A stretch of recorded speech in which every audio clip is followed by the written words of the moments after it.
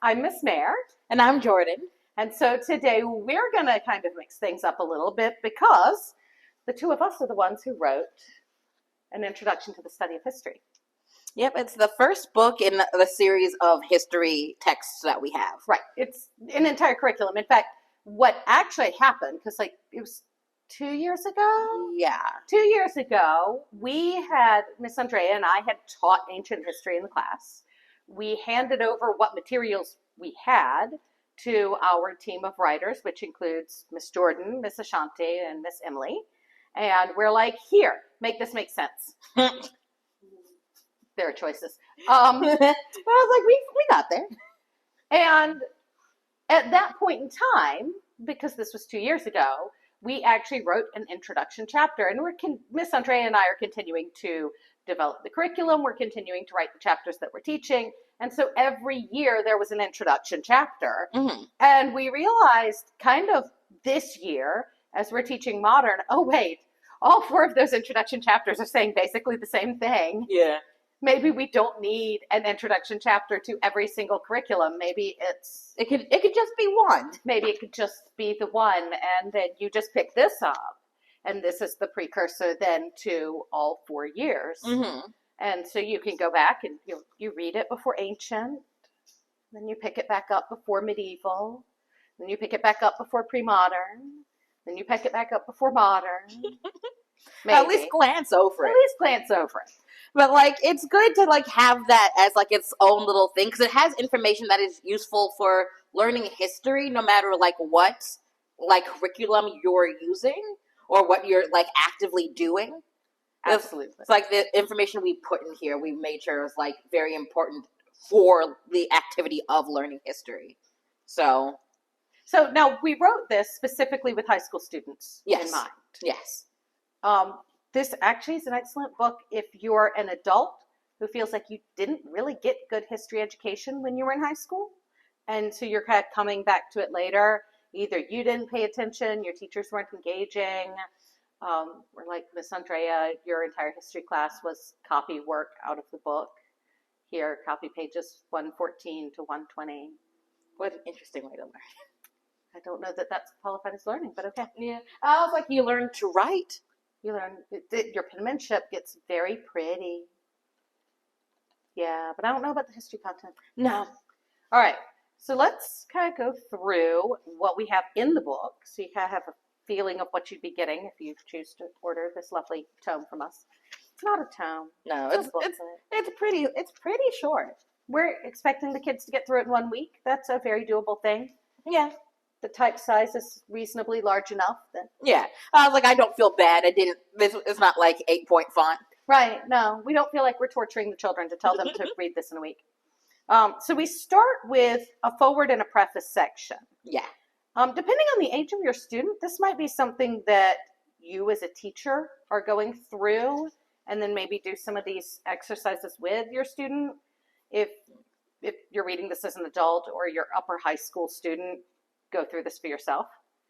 But in the forward, we talk about why you want this book. In the preface, we're going to talk about why you're studying history and basically questions about, what's the purpose of education? Why are you doing this? Why are you investing your time to read this book? And so we kind of talk about things like that. That might be more of an adult exercise than a middle school student exercise. Yeah. I think they might be things they could find interesting in there. Right. But generally they're why am I learning? Because my mama told me to. Right. Now, if you have a particularly precocious middle schooler who needs to understand the real world application of this, maybe we go to, in light of the exercise, why do we study history? Mm-hmm. And so there are some arguments for the ability to understand human nature, understand how people connect, how they conflict, critical thinking, conflict resolution, communication. So you've got some good arguments in there that you can use on a precocious middle schooler. Yeah. And they're already reasoned through for you, so you don't have to have that argument yourself. You're welcome. And so then the rest of it from page 24 on is actually the study of history. I love what you wrote here. I'm trying to remember. Which part We is this? start with ancient history where we know nothing and everything is speculation. That was a joke. Well, mostly a joke. Yeah. No, that's just true. It So is. the thing about ancient history is that we are doing our best to cobble together the story of human events based off of the things we could find about them, because ancient is pre-writing for most of it. So you're like, I don't know, what did they have? And even when you have writing, Yeah. there's a lot of ancient cultures that have some writing. But you're looking at a tablet Mhm. and it has like page 14 out of a 100-page book, and we're trying to assemble what did the rest of that look like? Even the Epic of Gilgamesh is like, well, it is an epic even from what we have. We're missing most of it. Right. We don't know what this is about, honestly. Like, we've cobbled together what we have, but, there are whole sections that are just missing. Yeah. And so that's largely the study of ancient history, is piecing together a puzzle when you do not have all the pieces. Yeah. So how we went about writing this particular one, how I wound up as an author on this, we took the introduction that I wrote for modern history. Mm-hmm. We combined it with what Miss Jordan wrote for ancient history. We kind of pushed it together, but then I handed it all back over to you. She was like, now make this entirely cohesive all the way through. And make this sound like you.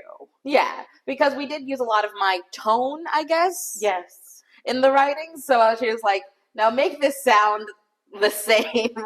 Well, and relatable to high school students. Yeah. We discovered something interesting during the master's program. There was an assignment where part of the assignment was you had to pick different reading assignments for 2 different skill levels in the class. It was about differentiation. I picked one reading assignment that I'm like, okay, yeah, this is definitely a high-level reading assignment. Cool. I picked the second reading assignment. I'm like, oh, this should be more approachable for students that aren't as skilled readers. This is probably at or below grade level. I think these are a good contrast. And then I went and ran it through a computer algorithm that told me grade level, picked out length of sentences, difficulty of words used, things like that. It was grade 13. Yeah. So her more rudimentary version of language is generally college level.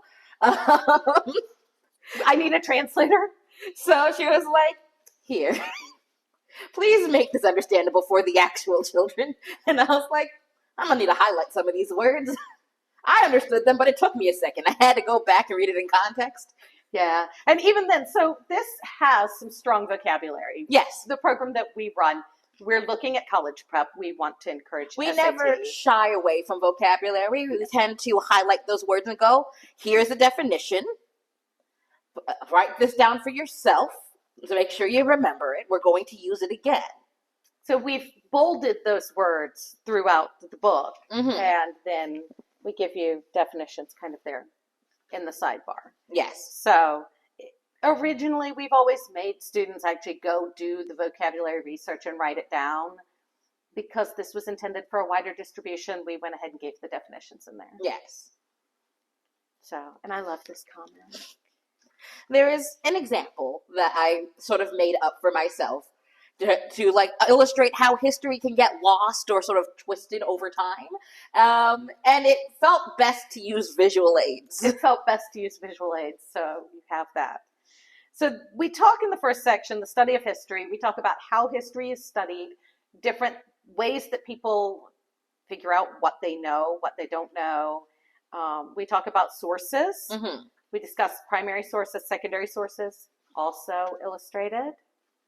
Because that's something that you have to really learn. Yeah. You don't just come out knowing what is the best way to pick a source. Yeah. Or which ones are technically better or more accurate than one another. Because, like, if you have all these sources that say one thing, but this one that says this, but this one is a more primary source than the rest of them. Even after you like sort of go through bias and things like that, which one of these is a stronger source? Right. And then, discussion about things like public wiki. Like, we have it listed here as, danger. Yeah. But we also discussed that that's a great resource. Yep, and there's a time and a place for Wikipedia. And it's usually right at the very beginning. Yes. You don't ever cite that. No. But you can absolutely start with it and then follow the sources that are cited at the bottom. Because it's public, anybody could edit it. But a lot of times it is backed up by solid research. And so you go look at the research that they did to write that article. And now you've got a really good starting point for your research. Exactly. It's a good place to get a summary of the thing you're trying to figure out. So, yeah, we talk about all kinds of things. We do include an interesting activity. If somebody wants a little hands-on activity on archaeology, go grab a garbage bag and see what you find. Which is interesting. A lot of archaeological sites, what you actually find is, in fact, what that society was getting rid of. Yeah. It tells you a lot about what things they used regularly. It does. And then we kind of jump into how to study history. Yes. So we've talked about what the study of history is. Okay, now we're going to translate this into, practically speaking, how do you study history? And we talk about how people learn. I might have gotten a little crazy with neuromyths in education, sorry. But then we also talk about note-taking. So note-taking, yes, super underrated. You need to learn to do this. Mm-hmm. And there are a bunch of examples, and we even include, pictures of somebody doing that, pros and cons of different ways of taking your notes. And, even if you want to do the pretty, bullet journal kind of illustrating, that's cool. Whatever gets you taking them. And then talking about how, notes are great and all, but if you don't go back and review them, then they really haven't done anything. We talk about scheduling and assignments. So if you need to kind of look at running your own education, then there you go. Yeah. And research techniques. And we talk about how you properly cite something. Yes, which is extremely important. If you're writing about history, that's probably not just coming out of your head if you're a high school student. So credit your sources appropriately. So yeah. That's our book. It's very short. It's very digestible. Very digestible. It's delicious. These are delicious. But yeah, no, I think it's a really good starting point for any curriculum you want to use for the study of history. So we would love for some of y'all to pick it up, review it. We would prefer that criticisms come in an email to us directly. Yeah. And what you put out there is all the fabulous things you loved about it. But, Thank you. Clearly if you're going to pick it up, you can make whatever video you want. So until next time. Thank you.